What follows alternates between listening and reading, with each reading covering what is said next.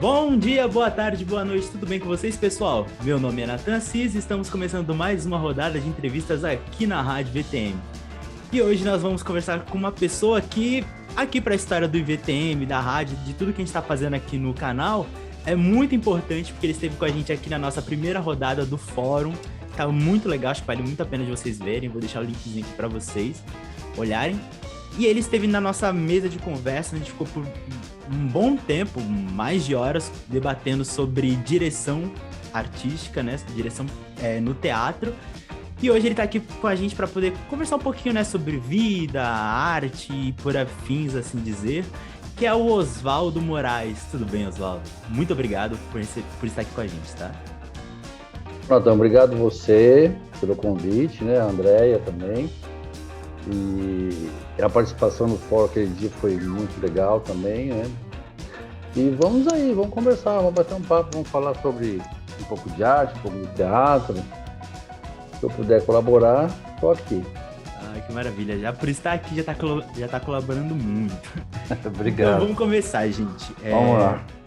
Oswaldo, aqui na rádio a gente tem uma tradição para começar a entender quem é você, não só para mim, mas para quem estiver assistindo, pra gente entender quem é você, tá? Então, de início, eu gostaria de perguntar, como é que foi seu primeiro contato, assim, com a arte, que você olhou e falou, ei, isso aqui é legal, isso aqui é interessante, tem uma coisa que tá me chamando, pô, isso aqui tem uma coisa que eu gostei. Quando é que foi isso? Você lembra? Consegue me dizer? Bom, assim, eu, na verdade, não é minha profissão de origem, né? Desde jovem, na verdade, eu sou da área mecânica, né? Da área industrial e concomitante da área de educação dentro de cursos técnicos direcionados à mecânica. Então, essa é a minha formação, né? A minha formação básica, né? Desde 1976 que eu trabalhei durante 40 anos nesses dois polos, né? Só que aí há uns 15 anos atrás, ou na verdade começou até antes, assim, há uns 30 anos atrás, alguma coisa do tipo, eu comecei com a música, na verdade, né? Eu comecei com música e eu sou um grande simpático, não sou um músico, né? Não sou músico profissional, mas eu sempre me comportei como um profissional em todos os trabalhos que eu fazia. Então eu era gaitista, eu tocava gaita, e aí eu tive algumas bandas de blues. Foram 2 ou 3 bandas, uma bem significativa, que até hoje está no mercado. Aí eu fui, né, pro lado da música, mas aí eu comecei a me interessar pelo teatro, né? Nos palcos da música, nossa, que legal, ficou aqui no palco, né, e tal. Aí eu comecei a estudar teatro, só que ainda eu trabalhava, né? Eu tinha 2 empregos, né? Não era fácil. Aí eu comecei a fazer alguns cursos de fim de semana e tal, até que uns 10 anos atrás, 12 anos, eu comecei a estudar na Escola Nacional de Teatro lá do Renato Jacó, que fica em Santo André, e aí me formei como técnico em dramaturgia, mas eu fazia algumas peças assim com a galera e tal.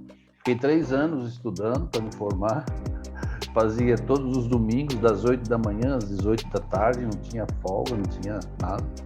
E foi assim que eu comecei a me envolver com o teatro, né? Ai, que legal!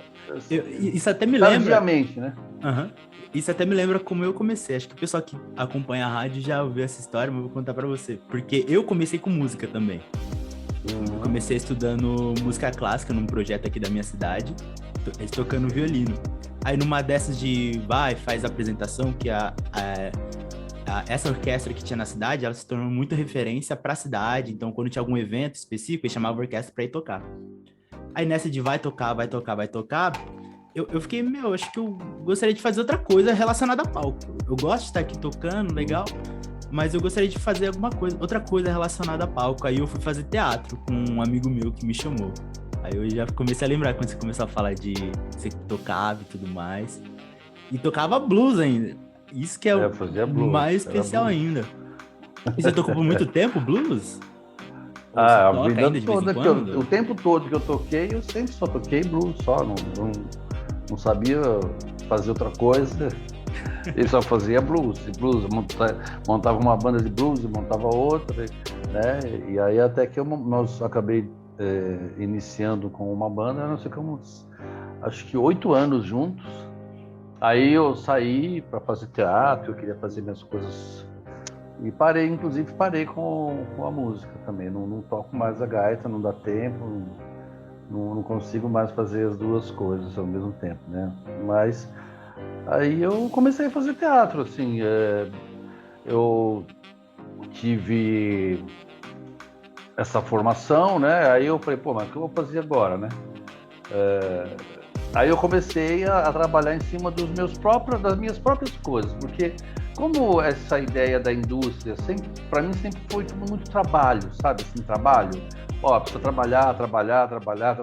Então eu comecei a trabalhar em cima dos meus textos, eu pesquisava bastante, muita pesquisa, né? Sempre assistindo bastante peças, porque eu ia ao teatro ver e tal. E aí eu comecei a montar uma peça que a primeira peça que eu fiz foi De Trás para Frente, que quem dirigiu foi o Reinaldo Sapucaia, que é um amigo muito legal meu. Aí eu fiz meu primeiro solo. Aí eu fiz o solo por conta disso, que eu não tinha com quem fazer teatro, né? Eu me formei tardiamente, então... E aí eu peguei gosto, né? Comecei a fazer algumas coisas de autodireção, que foi bem trabalhoso, assim, bem difícil mesmo fazer uma autodireção, então eu fazia as coisas mais curtas, né? Aí eu comecei a fazer e hoje eu tenho quatro monólogos que são todos autorais, né?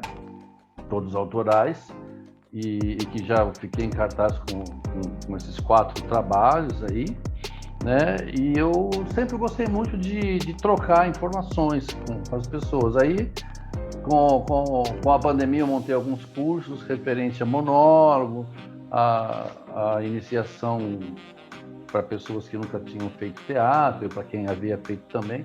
Então eu ministrei 4 cursos durante a pandemia, 2 de solos, 2 de monólogo e 2 de teatro, é isso mesmo. E aí estou trabalhando em cima dos meus projetos, e assim eu vou evoluindo, né? Eu não tenho aquela coisa de eu preciso fazer os projetos e fazer editais. Não, meu projeto eu faço tudo, produzo tudo, construo tudo, né? Eu faço tudo. Eu aprendi muita coisa durante esses anos todos, né? E assim tô indo. Que legal. Eu tive, por conta do ETA, né, da grade que eles oferecem e tudo mais, eu tive um pouco dessa experiência de escrever, sabe? De escrever meu próprio texto. Mas não foi por obrigação da escola, porque a escola ela nunca nos obrigou a escrever um texto e a gente ter que apresentar ele. Mas foi por curiosidade minha mesmo, acho que eu tinha visto um espetáculo. Aí eu vi um personagem X desse espetáculo, eu fiquei, eu gostaria de saber mais desse personagem. Gostaria. Aí, em base disso, eu comecei a escrever algo que, no fim, não era mais a ideia daquele personagem que eu tinha visto no espetáculo. Até conversei depois com quem escreveu o roteiro, que hoje é um amigo meu, que é o... Acho que eu ia falar dele, é o Ivan Cabral. Eu fiz parte do Sátiros por um tempo, que é um dos diretores do Sátiros. Eu também fiz lá Só que eu era dos chilenos, né? Dos coroa. Ah, sei. Eu fiz com eles o Sátiros Teens. Lá no comecinho. Era o oposto. Aí depois de um tempo eu fui conversar com ele para perguntar sobre o texto e tudo mais, de como era a ideia, e, né? Depois de ver uma apresentação. Aí eu fui entendendo esse personagem, que eu acho que eu, Nathan, queria sentir outra coisa desse personagem. Aí dali eu fui desenvolver a ideia de escrever o próprio roteiro que eu tenho agora. Mas para você, como é que você tira essas ideias de aspirações na hora de escrever um texto, uma dramaturgia? Então, eu sempre, como eu já falei no início, para mim sempre tudo é muito trabalho, né? Sempre é tudo muito trabalho e trabalhoso. Eu tenho assim, o início do trabalho, o tema, né? Para mim sempre é inspirado, né?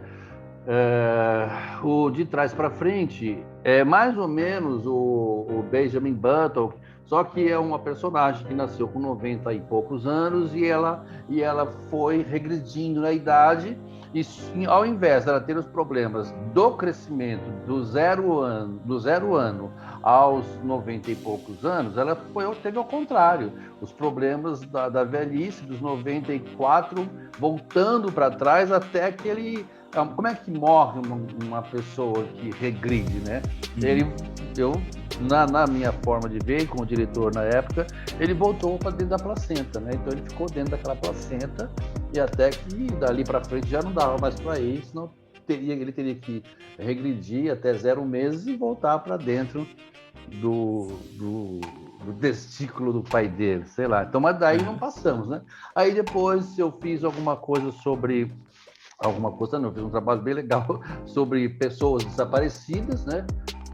O velório eterno, né? A espera eterna por quem fica esperando por uma pessoa que desapareceu, né? Então chamava Desaparecidos, né? Então eu fui bolando uma história também em cima disso. Aí o outro falei sobre as mãos, né? E aí os privilégios das mãos, que as mãos fazem, né? Tudo.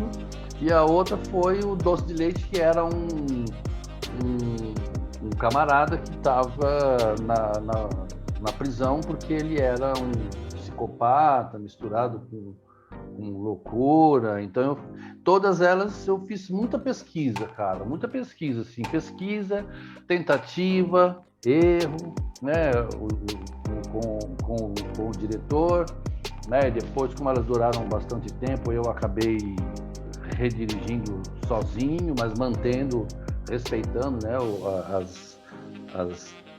o direcionamento dos diretores e assim, muita coisa eu descobri, muitas outras coisas onde ficava faltando alguma coisa, com o tempo aquilo acontecia como naturalmente, né? Eu não ficava quebrando a cabeça, como é que eu vou fazer essa cena e tal. Algumas coisas, a própria cena já se resolvia, né? Ficava meio óbvio, pelo menos na minha forma de ver. Uhum. E assim, eu acho que a criatividade, você tem que estar com a cabeça bem vazia mesmo, bem sossegado, escolher o tema e ter muita paciência para que você não passe o carro na frente dos bois, naquela coisa de criar para amanhã, numa coisa meio que industrializada, sabe? Assim, ó, tal. É claro, você tem data de estreia, você tem aquela coisa toda, tal, mas e nem fazer as coisas por simplesmente fazer. Eu adoro copiar as coisas dos outros, eu pego frases de poetas maravilhosos, e depois eu mudo, eu troco, né? Então eu gosto muito de símbolos, né? Então eu uso muita simbologia, porque como eu sempre fui solo, eu sempre estive sozinho, entre aspas, em cena, porque você nunca está sozinho, mas como você não tinha aquele apoio de um outro ator, eu sempre usei muitas sombras, sempre usei muitos objetos, ressignificação de objeto, a transformação do cenário, né, máquinas, e assim eu vou me relacionando com todos esses caras aí na criação, que também alguns surgem assim, pá, do nada, cara, parece, nossa, que louco, né? Assim como também já coloquei algumas coisas que ficou uma droga. Aí eu matei. E também não tenho esse negócio de apego. Eu queria tanto que a minha ideia fosse... Não é para mim. É o trabalho no geral. Eu faço para peça, para cena, não para mim. Então fica muito... E curto, né? E curto muito. É assim, a minha criação é mais ou menos assim. Eu penso muito. Às vezes, à noite, estou deitado, estou pensando. Às vezes eu estou parado, estou olhando e estou pensando. E às vezes não penso em nada. E quando não vai, eu paro, vou fazer outra coisa. Com muito respeito a mim. Entendo. Entendeu? Por exemplo, nesse próprio projeto que eu fiz, eu também, pra você ter uma noção, eu comecei a pensar nele em 2017, quando eu tive essa ideia desse personagem, e fui escrever. Eu apresentei ele uma vez num processo da própria escola de apresentação de monólogos. Queria que um texto rápido de 5 minutos, era uma ideia que eu tinha, eu falei, isso segura 5 minutos. Aí eu apresentei 5 minutos e fiquei com o texto na cabeça. Aí ficou anos ali maturando na minha cabeça, escrevia um pouquinho, parava, início processo de anos. Aí em 2019 eu tinha uma ideia que saiu de um monólogo e se tornou um espetáculo com 2 pessoas em cena. Aí teve uma colaboração de uma amiga minha com um texto que ela tinha feito, eu falei, eu quero um pedaço desse texto, posso usar? Pode. Aí acrescentei mais coisas, aí eu apresentei de novo.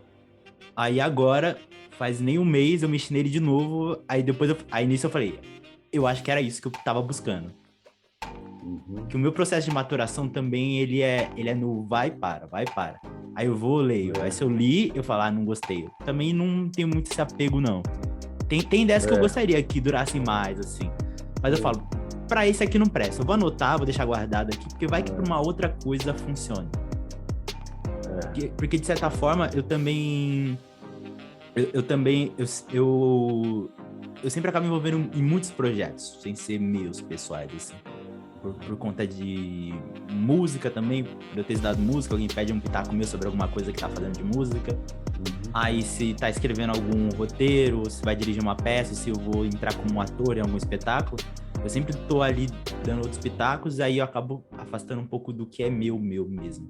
É pra agora que eu também decidi falei assim, não, agora eu quero trabalhar algo meu. Não sei se eu vou dirigir, se eu vou produzir, se eu vou atuar, mas eu tô nesse processo de também entender o que é meu e como eu vou trabalhar por cima disso que é meu. Aí nisso eu até te pergunto, porque pra quem já fez, sabe que trabalhar um monólogo não é uma coisa simples de se fazer. Como você mesmo falou, a gente não tem o apoio de um parceiro de cena que tá ali em cena com a gente pra poder fazer essa troca de falas. E aí você vai, escreve, desenvolve suas ideias e ainda decora o texto, né? Que também não é simples. E ainda se autodirigir algumas vezes, não diria que é fácil. Não é fácil, assim. Você tem que ter, assim, a colaboração de um diretor, né? E você tem que... Primeira coisa que eu sempre tenho é o desejo de, né? Você tem que ter essa vontade, você tem que ter a paciência, você tem que ter a consciência das suas limitações, né? Você tem que saber até onde você consegue chegar, você tem que ser verdadeiro, né? Porque comigo, eu tenho uma coisa, eu só faço aquilo que eu sei fazer no momento e depois eu tenho a oportunidade de poder dar os ajustes finos, como todo e qualquer projeto, né? O cara vai pintar um quadro, ele já não sai com o quadro pronto, né? Ele tem os riscos pretos primeiro, cola a tela, prega a tela, risca, depois vai estudando as cores e tal, e aí depois ele começa a dar os ajustes finos. Então, qualquer projeto que você vai fazer, né, na sua vida. Então, para mim, os solos, eles são projetos, assim, passo a passo, pedaço por pedaço. Às vezes eu tenho fim, mas não tenho começo, não tenho meio. Às vezes eu tenho um meio, mas não tenho começo, não tenho fim. Então, às vezes eu tenho o fim e o começo. Então, esse trabalho é um trabalho lento, né? É um trabalho onde você testa muita coisa, né? E eu uso de algumas que o pessoal chama técnica, né? Mas eu me viro com algumas coisas de como escrever um texto. Por exemplo, você faz uma pequena sinopse, depois você monta um pequeno roteiro, né, para que você tenha alguns nortes. Não importa que eu não sei fazer. Não, você sabe fazer, né? Se você ainda não sabe, você consegue aprender e consegue dar continuidade a isso. Você não precisa ser um expert em escrever literatura. Então você que faz umas pesquisas sobre, sei lá, a trajetória do herói, né? O começo, meio, fim, característica das personagens, o que você quer que aconteça, qual é o foco principal, né? O que você quer falar de verdade, né? No Desaparecidos, por exemplo. Não, eu quero falar sobre a dor. Imagina a dor de quem fica esperando um filho voltar para casa e esse filho não volta e ele fica esperando durante o resto da vida dele essa criança voltar e ninguém sabe do cara. É isso que eu quero falar. Então aí eu começo a trabalhar em cima disso, né? De fragmentos. Às vezes eu pego uma coisa que já existiu, que já aconteceu, coloco ali no meio, dou uma enxertada, dou uma mudada, né? Faço muita pesquisa de como acontece, como é que tecnicamente aquilo, sei lá, como é que é um manicômio, né, dos direitos, como é que funciona um manicômio. Aí eu vou até lá, eu entro lá no manicômio, vejo, faço uma pesquisa, né? E aí eu vou criando de uma maneira meio até que grosseira, um desenho. E aí depois eu vou pegando e vou limpando, vou acertando, vou colocando coisas novas, né? É claro que com o passar do tempo eu vou descobrindo alguma coisa. Gosto muito, aprendi a usar um pouco de manipulação de boneco. Então eu pego lá eu pego uma camisa qualquer e na hora, e você? O que você está fazendo aqui? Não olhe para mim assim. Então, com a roupa mesmo, com o que tem na mão, então eu vou conversando e vou criando em cima dessa coisa. Eu nunca sentei assim e falei, vou escrever uma peça e escrevo a peça do começo ao fim, vou escrever um solo, quer dizer, um monólogo, escrevo do começo ao fim. Nossa, eu jogo muita coisa fora e aí é uma coisa meio que Frankenstein até, sabe? Então esse é o meu jeito de fazer. Às vezes o diretor, tá legal pra caramba, tá, agora aí o cara vai, claro, tem que acertar a interpretação e tudo mais, mas é assim, um pedaço de cada vez, cara, não tem essa de quanto menos você falar, melhor. Você ficar falando muito, assim, eu particularmente não gosto, assim, de ficar, você vai fazer um solo, aí você senta e fala, aí você olha pra cara das pessoas, assim, tá todo mundo com sono, nossa, esse cara não para de falar. Não, eu tô sempre em movimento, tô sempre mexendo uma coisa para cá, sempre tô pedindo ajuda para alguém ali, e você viu, né, eu uso muito as pessoas que estão sentadas na plateia, o público, como personagem. Você é minha mãe, o que você está fazendo aqui, mãe? Mãe, não me leva embora agora, seu assassino, seu canalha, foi você que tentou me matar e tal. Então eu uso todos os recursos que eu posso, assim, de transformação de figurino, tiro a roupa, viro do avesso, enfim. Assim. E eu acredito mesmo, porque, vamos pegar de exemplo, né? Se você pega um texto, uma peça que tem vários personagens, tem várias pessoas em cena. Se você só tá falando, e não desenvolve a história, ninguém vai se importar com o que tá acontecendo, vão dormir na plateia, o pessoal vai embora, sei lá, vai até mexer no celular, mexe. Do cúmulo. Então imagina num monólogo, onde você já tá sozinho, você tá tendo a atenção de muitas pessoas, você tem que segurar elas ali. Tem que chamar atenção pra você. Você tem que estar muito seguro do que você tá fazendo, além de estar muito seguro do que você tá fazendo, fazer a história acontecer. Que eu lembro que...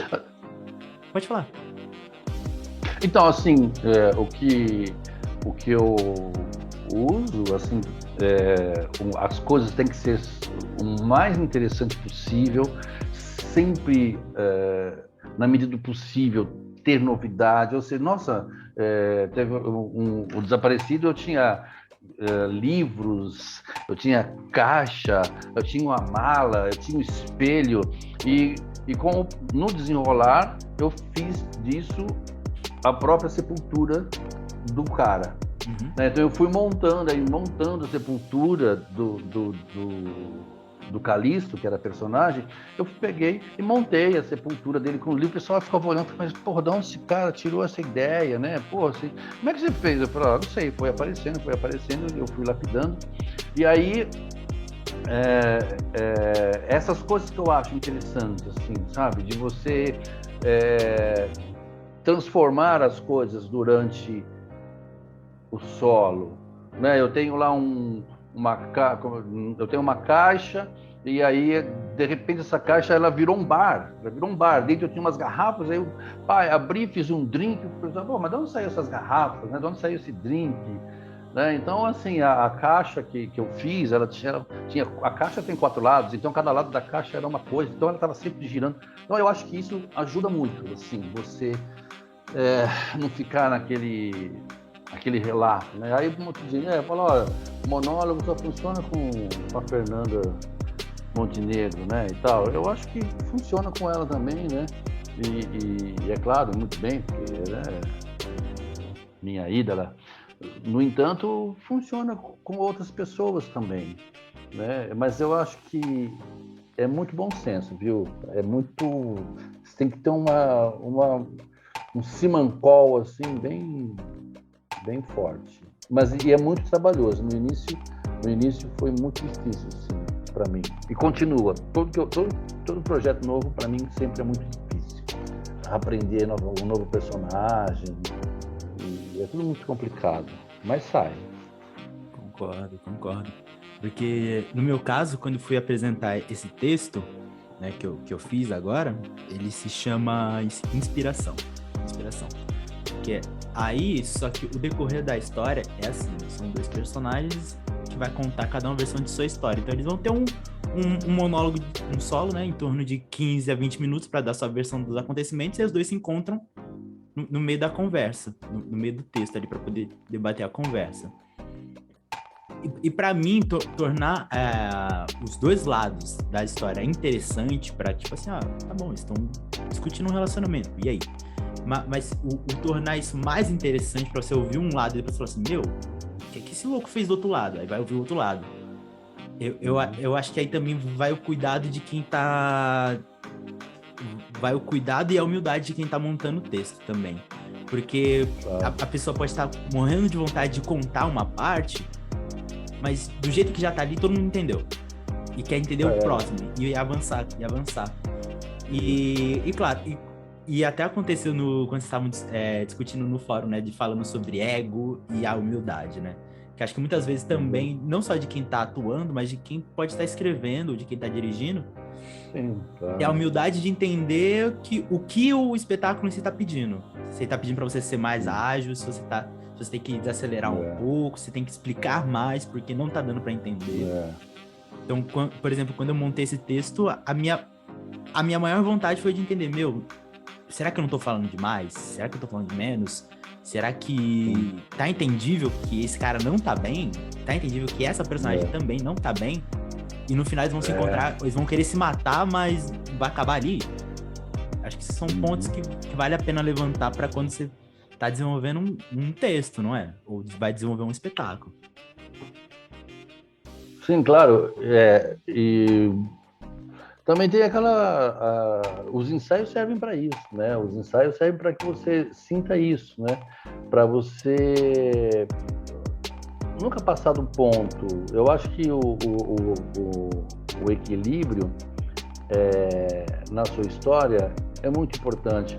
E mesmo porque tem algumas coisas no texto que no meu jogo que eu nem revelo mais. Eu falo e muitas coisas eu deixo pro cara. Falo, pensa aí, você coloca o fim que você quiser, ou o que você quiser aí, tá tudo bem, né?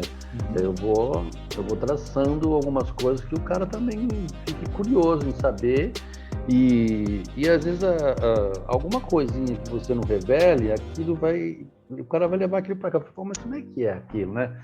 Que nem essa peça que é o Doce de Leite, Ele é um tipo de um justiceiro, né? Só que ele é maluco, né?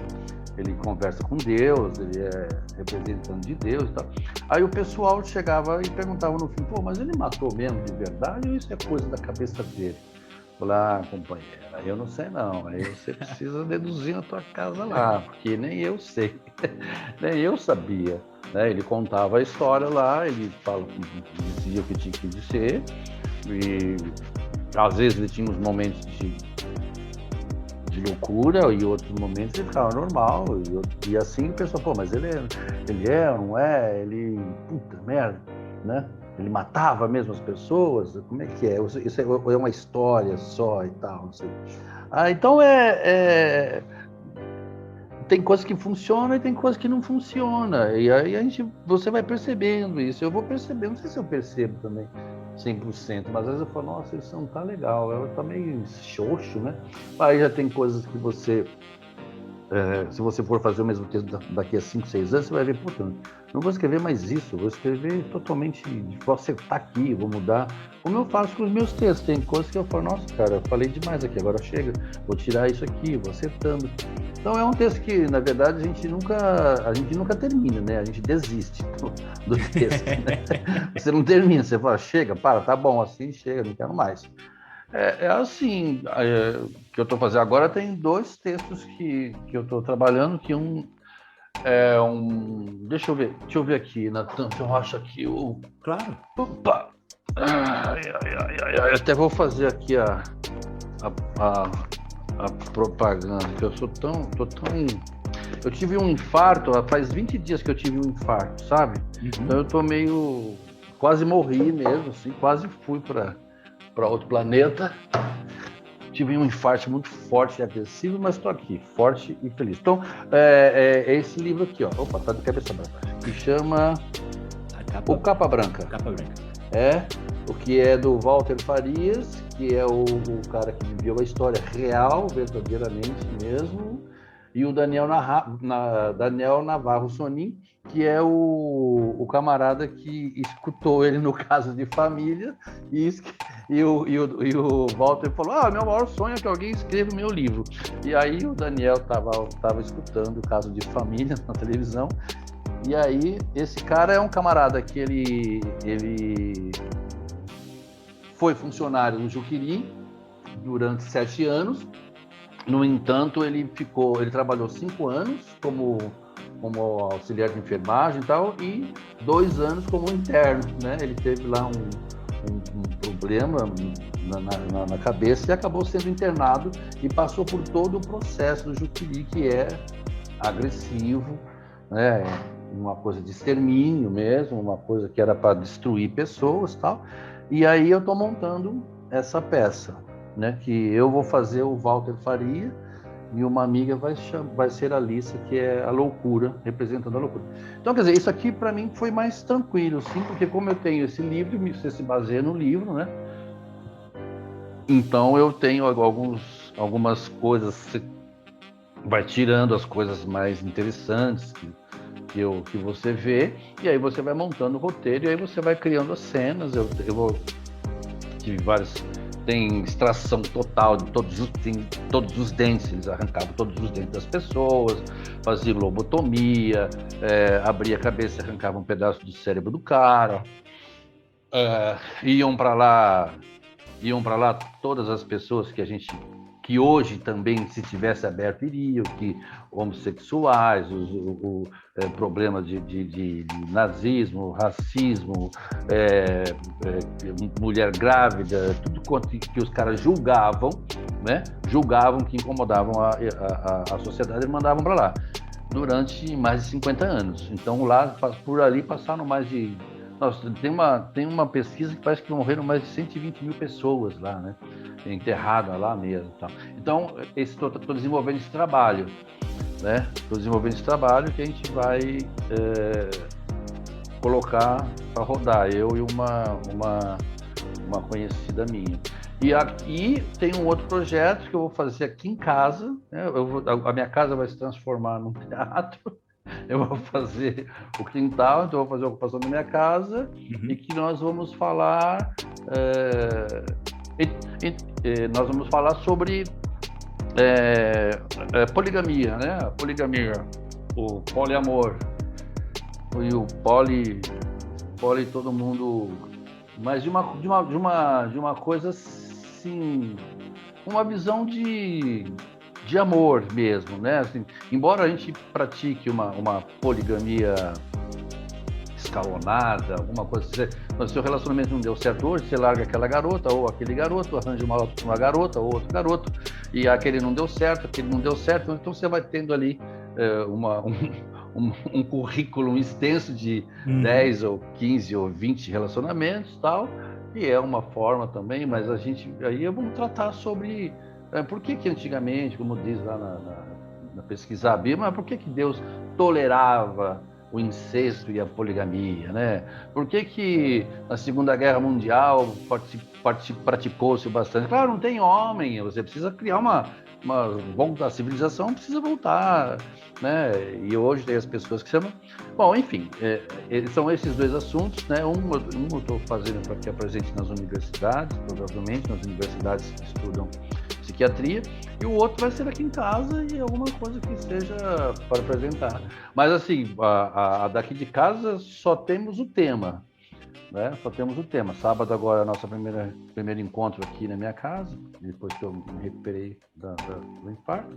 E aí então a gente vai começar a estudar o espaço e começar a ver o que a gente quer falar, como é que é esse negócio de poliamor. Eu não conheço assim, bem, gostaria de conhecer e ter várias namoradas, né? Pai, trocar, gostaria. E como é que é essa coisa de você conseguir amar mais de uma pessoa? Como é que é essa coisa de você esse teu ciúmes? Como é que você lida com isso? Então são coisas que eu sempre gosto de colocar, que as pessoas vão à reflexão, né? E não é um tema só, não é vamos só falar sobre isso aqui, fala, não. Você quer falar sobre assim, por exemplo, eu gosto, né? Você quer falar sobre um assunto X? Então, e também aí tem uma coisa, né? Eu nunca, mesmo fazendo, por exemplo, essas eu vou fazer essa direção dessa do poliamor, e a minha participação vai ser um pouco menor, porque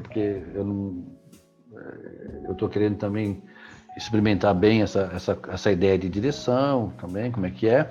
Mas assim, eu sempre mostro para um amigo, falo, vem cá, vou apresentar aqui tal dia, você vai fazer suas considerações sobre direção, o que você acha, como é que você faz, ou mais do que uma pessoa. Eu nunca tenho essa...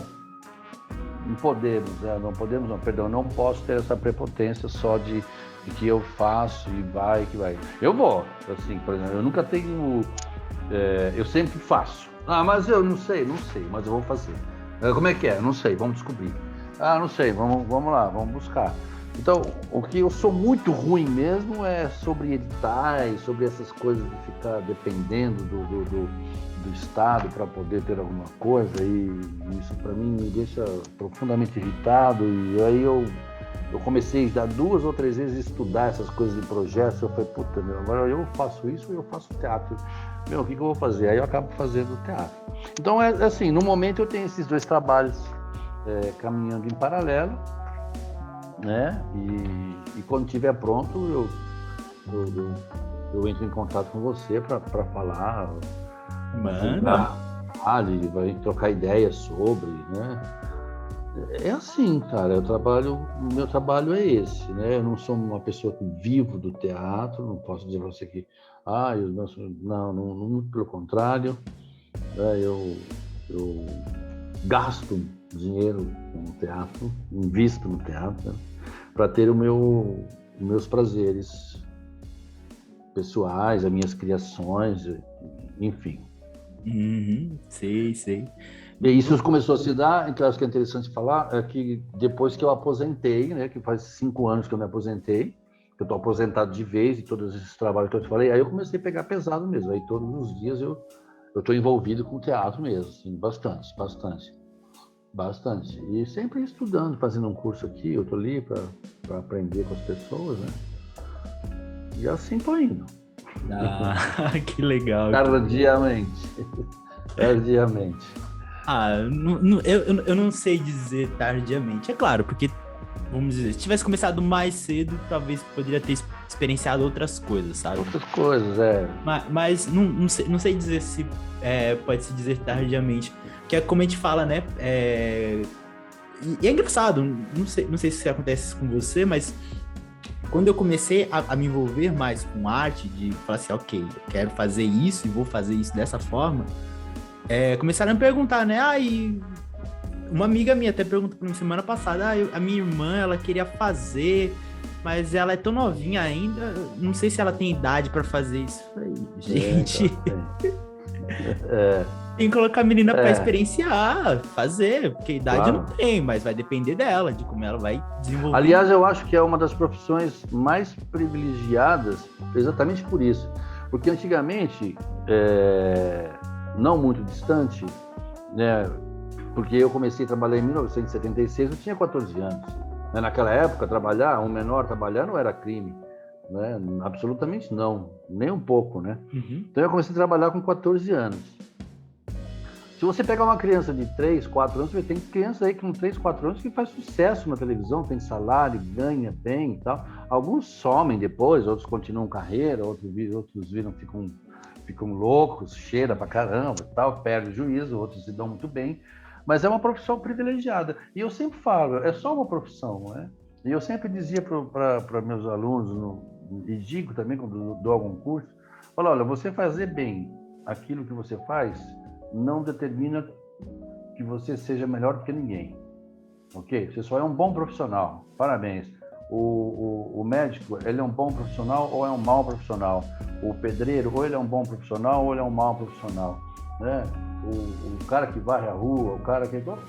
Então, depende do amor que você faz, né? O quanto você consegue edificar com aquele trabalho que você está fazendo, seja ator, seja o que você for, né? Então, é claro que você tem a sua dedicação, e o nível de dedicação das pessoas é diferente, a vontade da conquista é diferente, a consciência é diferente, né? Mas eu acho que como ator, eu aprendi uma coisa que é a generosidade, assim, mais fortemente, sabe? Assim, de você... Eu até brinco, para qualquer profissão você pode ter um cara orgulhoso e um camarada que faça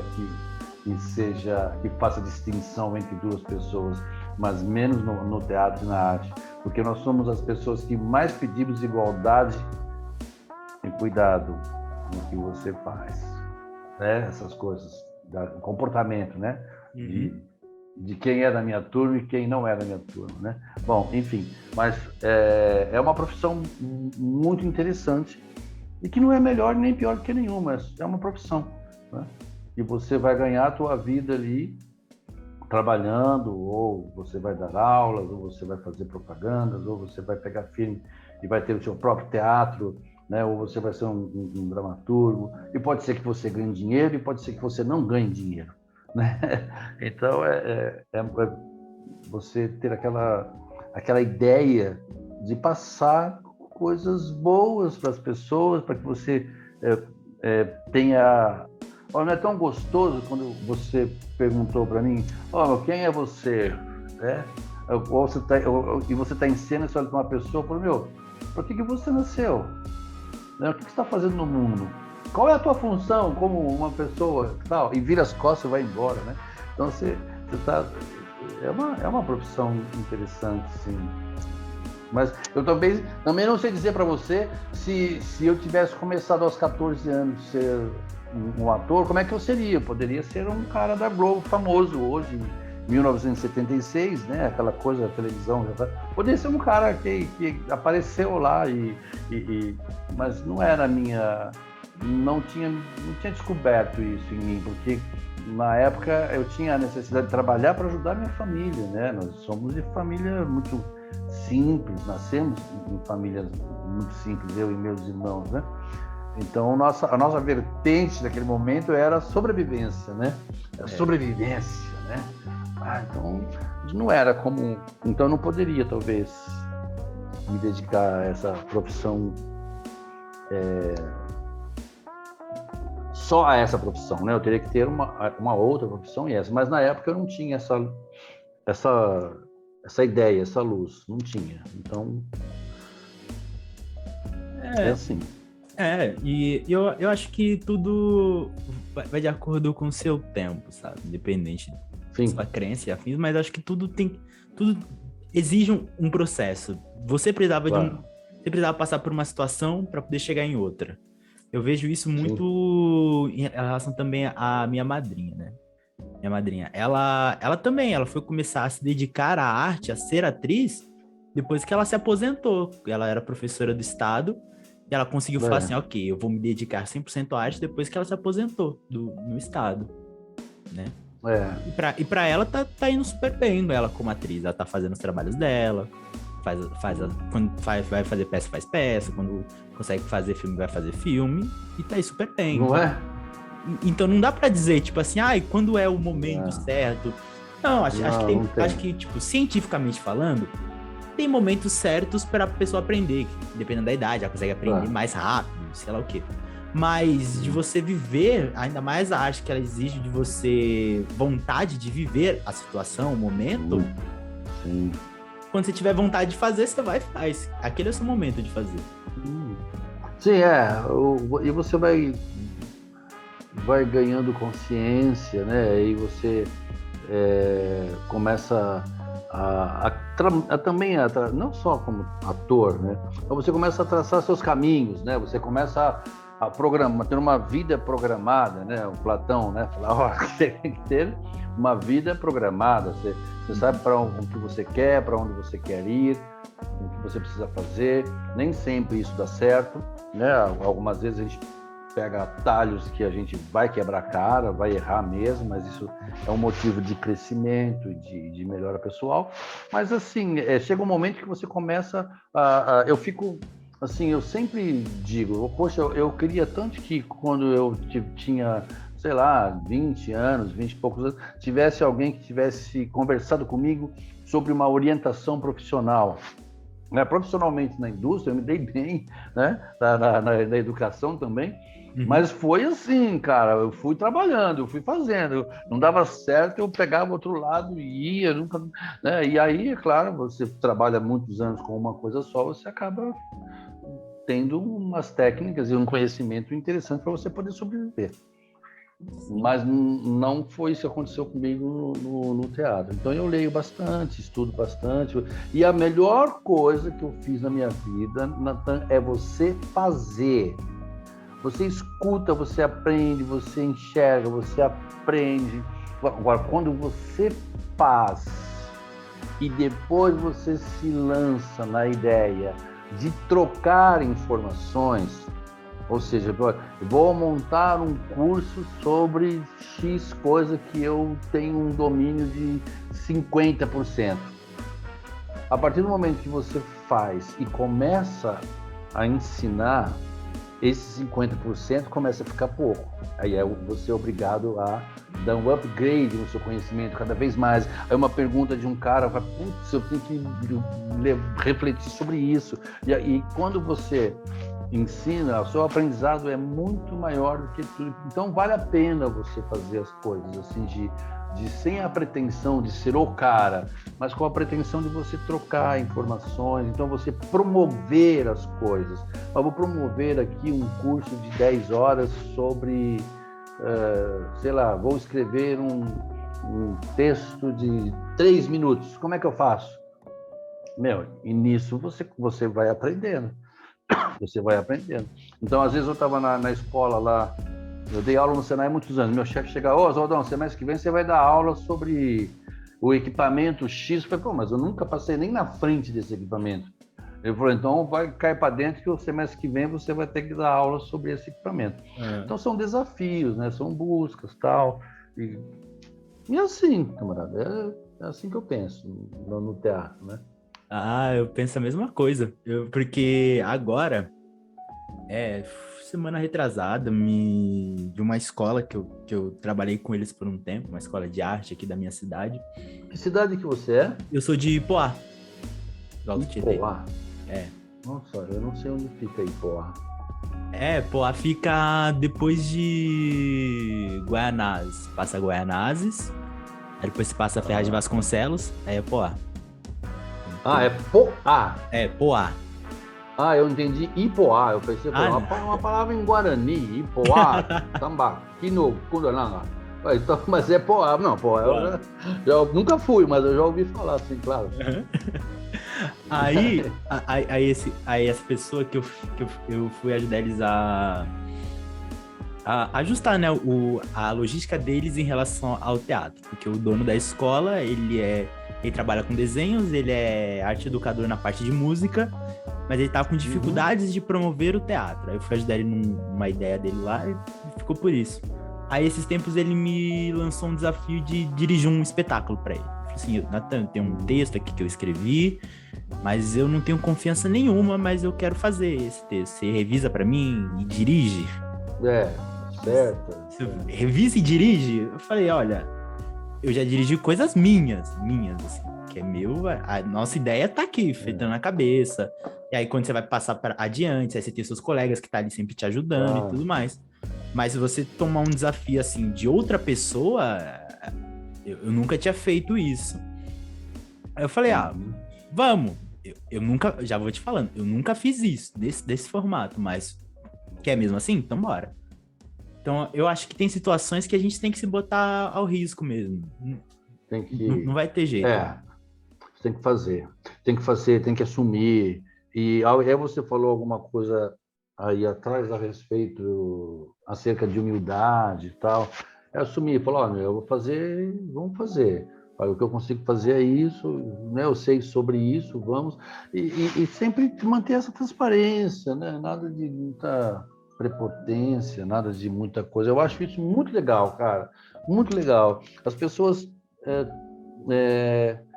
eu não sei, né, se... As pessoas gostam de encontrar as coisas prontas, né? Hoje em dia, com toda essa facilidade que nós temos, veja só, eu fico admirado quando eu falo, nossa, cara, eu consigo tomar banho no chuveiro, eu ligo aqui, sai água quente aqui, cara, eu não preciso ir lá e botar água no balde, pegar água no balde, esquentar. Eu me lembro que quando eu era criança tinha um vizinho meu que fazia isso todos os dias para tomar banho, tomava banho de balde na bacia, uma bacia gigantesca. Hoje fui aqui ao mercado, nossa, o frango já vem limpo, só você cortar, pôr na panela. Então, é diferente de você ter que criar o frango, né? Mas a arte não é assim. Você tem que, para você ter um sucesso na sua criação, poxa, é muito esforço. Mesmo os caras que já estão acostumados, os grandes diretores, eles não criam assim também tão facilmente, não. Né? Quando você abre uma empresa, ninguém fica rico do dia para a noite, né? Então, as pessoas têm ideias, mas assim, às vezes eu chegava uns colegas assim, trabalhando, fazendo cena, eu tive uma ideia, aí eu pergunto, quantos frames tem sua ideia? Não, a ideia é o seguinte, o cara está sentado numa mesa, está escrevendo uma carta. Tá, mas o que tem antes e o que tem depois? Escrever uma carta, beleza, essa, né? Então, tudo isso dá muito trabalho, né? É muita dedicação, né? Então, as pessoas já querem que você chegue lá e fala assim, não só em todos os setores hoje, eu vejo, algumas vezes eu acompanho alguns trabalhos de uns colegas aí de outros setores, de outras coisas. Eu tenho um amigo que está fazendo uma máquina que quer ir para Marte. Então vai para Marte, então vai. Aí eu passo os desenhos para ele, aquela coisa. Mas nada é pronto, né? As pessoas querem chegar e encontrar as coisas prontas, né? E o profissionalmente não é assim, né? As coisas têm que ser feitas, né? Olha, eu tenho frango lá no quintal, eu tenho que correr atrás do frango, tenho que pegar o frango, abater o frango, depenar o frango, limpar o frango, né? Então tudo, né? Você vai da sua ideia, por exemplo, Se você pegar e pega uma caneta e faz um desenho de uma caixinha qualquer aí.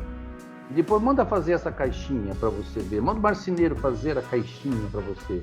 Você desenhou em 5, 10 minutos. O marceneiro vai levar pelo menos um dia, ou 12 horas, 11 horas.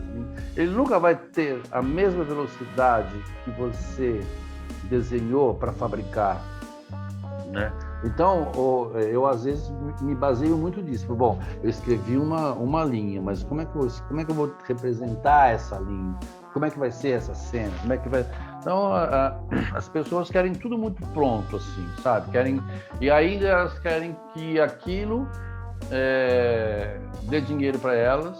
E eu não sei, eu estou um pouco confuso com essa coisa de esforço do ser humano hoje em dia, né? Isso é uma coisa que me incomoda demais. O esforço, o desejo, né? A sua responsabilização em relação a todas as outras coisas, né? Que você não pode omitir sua responsabilidade, assim como também você não pode dizer que o outro lá, ou seja, o outro pode ser uma outra pessoa, pode ser o Estado, não tem a responsabilidade em relação à sua vida. Claro que tem, né? Então é tudo isso que confunde um pouco. Tanto que se você viu agora essa coisa dos cantores sertanejos que ganham esses não tenho nada contra, absolutamente nada. Se os caras ganham 10 milhões, opa, legal, beleza, Deus abençoe. Mas os caras pedem um cachê de 2 milhões, damos de uma prefeitura, 3 milhões, 5 milhões, e agora, né? E agora, que acabou, tá acabando, né? Então, não que eles não tenham valores, é claro que são profissionais maravilhosos. Assim como um jogador de futebol também é maravilhoso. Mas você entende o que eu quero dizer da parte profissional e da parte para você obter um sucesso, assim, e o que é o sucesso, né? Por que você está achando que você não tem sucesso? Pô, agora você tem algo que você já fez aqui, cara. Valoriza o que você tem, não o que você ainda não tem, né? Então, essa parte, eu me preocupo muito com essa coisa de conversar com o profissional sobre essas coisas, assim. Entendo. Bom, enfim, é uma parte da nossa conversa aí. Não, entendi. E eu vejo dessa forma também. Eu tenho uma amiga, minha amiga, minha sócia de loucura, assim, na hora de desenvolver trabalhos teatrais. Que a gente é amigo no ponto, tipo assim, eu tenho uma ideia, eu vou soltar pra ela essa ideia, aí ela vai desenvolver a ideia e vai mandar pra mim de novo. E assim a gente desenvolve nossos trabalhos, assim, quando a gente vai desenvolver. Ela chega pra mim, tipo, Nathan, eu pensei nisso, eu queria trabalhar sobre isso. O que é que você sabe sobre isso? Sobre assunto X. Eu falo, eu sei isso, sobre isso. Ela, então, legal, isso que você mandou, acho que eu pensei que a gente poderia fazer uma história que vai passar dessa forma. E é claro, na hora que a gente vai desenvolver o nosso trabalho de uma forma mais profissional, né? A gente quer entregá-la de melhor qualidade, não diferenciando um trabalho amador de um trabalho profissional, mas de querer trazer mais qualidade para esse trabalho, que eu acho que é aí que a gente tem que saber lidar, né? Com esse senso de superioridade e o extremo da humildade, né? De saber que você se esforçou muito para fazer aquilo ali, você teve sua equipe para transformar aquela ideia, e você vai ter que precificar, de alguma forma. Você vai ter que precificar para você fazer o seu trabalho. Mas também entender de não superfaturar o seu trabalho só porque você quer ganhar muito dinheiro. Claro. Você tem o direito de ganhar dinheiro, né?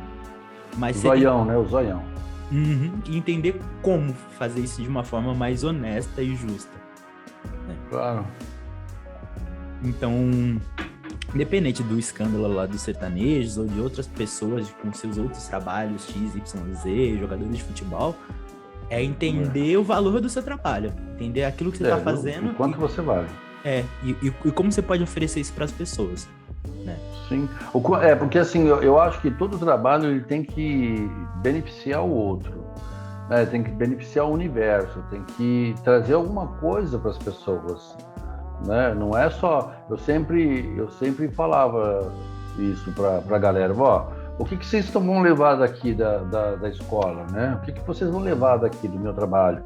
Né? E o que vocês vão deixar? Né? Poxa, se você for ver o que você deixou pelos lugares que você já passou e o que você levou dos lugares que você já passou, né? Então, isso é uma paga também, né? O reconhecimento, o seu próprio reconhecimento, né? E onde é que está? Porque uns estão sendo privilegiados e outros não. Esse privilégio faz sentido ou tem alguma armação por trás disso tudo? Né? Por que para você ganhar um fomento você tem que se matar tanto assim, né? E porque o outro às vezes ganha muito mais fácil, praticamente todos os anos. Então essas coisas que por isso que eu falo, não, eu vou parar com esse negócio de estudar tanto assim como fazer um projeto, senão eu vou ficar doido e aí depois eu não tenho tempo de fazer minhas coisas. Então eu sempre faço por minha conta e risco mesmo. É muito difícil você arranjar lugares para apresentar posteriormente, aí você vai ver, os valores são absurdos para você alugar um teatro, né? E o cara falou, brother, é isso aí, é 900 pau por dia, R$1.000 por dia. Eu falei, mas cara, eu tenho 50 pessoas assistindo a R$10, como é que eu posso pagar 1.000? E para mim é muito, muito difícil, mas para outras pessoas deve ser mais fácil. Enfim, é assim, a ideia é essa que eu tenho para passar para você e trocar com você e levar algumas considerações de você para mim. Entendi. E, gente, nessas considerações, nesse grande bate-papo que rolou aqui, vamos encerrando o nosso episódio aqui rádio. E, Oswaldo, boa. Cara, foi demais conversar com você, hein? Obrigado, Natan. Eu gosto das coisas, assim, bem simples, assim, né?